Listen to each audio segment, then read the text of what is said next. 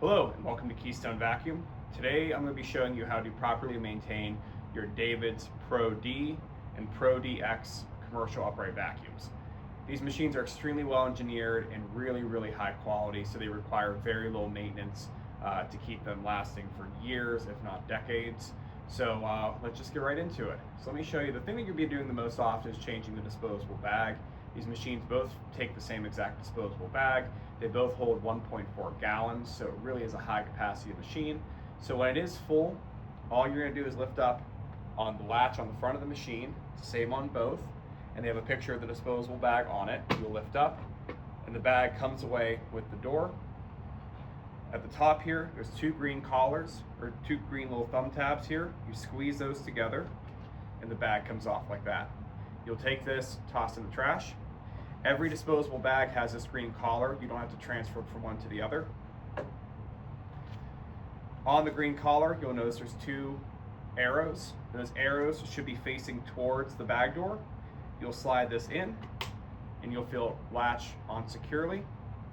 And on the bottom of the bag door, there's a little tab that sticks out that actually helps to hold up the disposable bag when you're going to change it and put it back on the machine.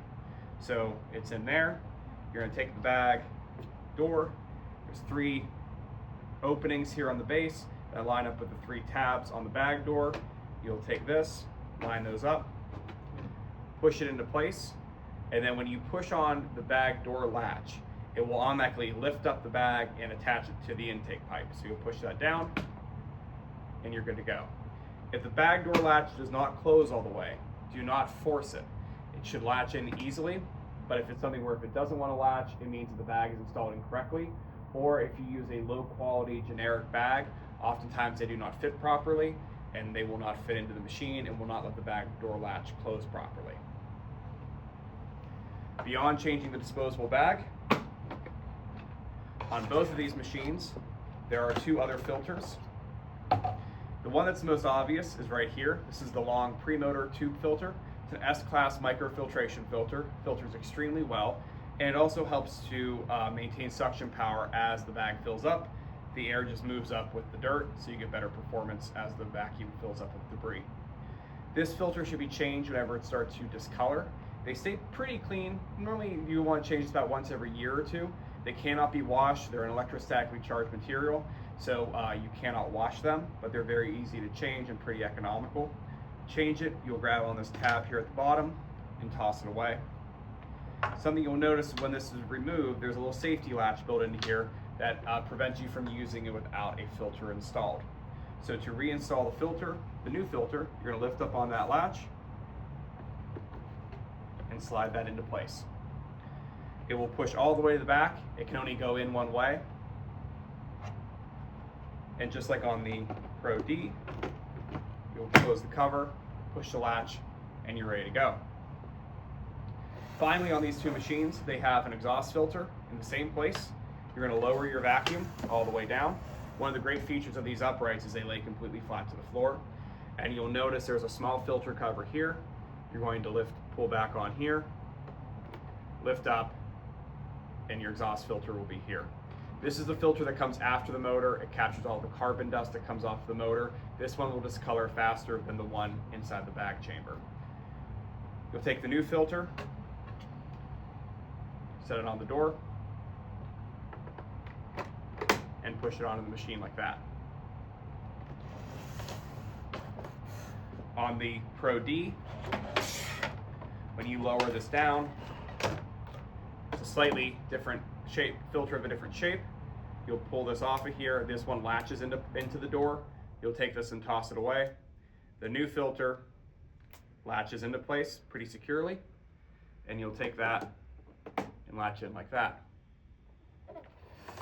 Both of these models have they have dual geared timing belts that run the brush. They do not stretch, and typically they never need to be replaced during the life of the machine.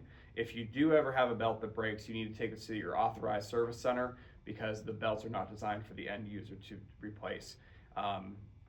In all of our experience selling a lot of these machines, we've actually never seen belts break before. They're incredibly well protected and feature a lifetime belt warranty. The brush does require maintenance every once in a while, especially if you have anybody in the family with long hair.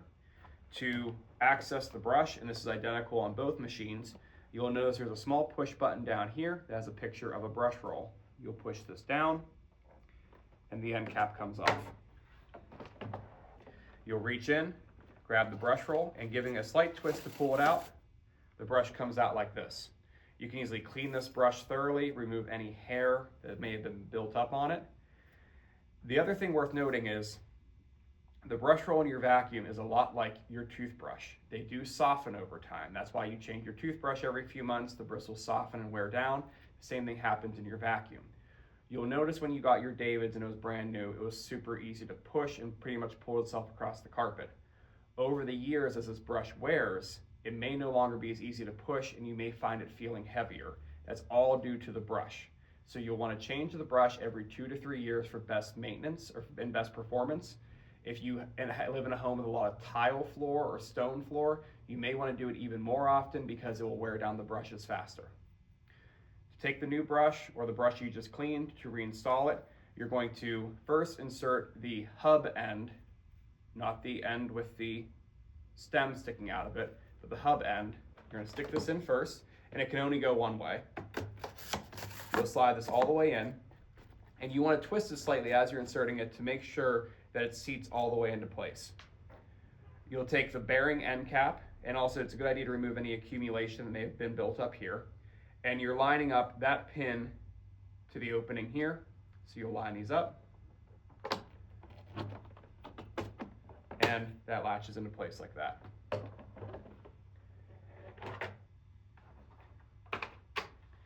Don't forget that on both of your machines, there is a performance indicator built in that shows you exactly what's going on with your machine.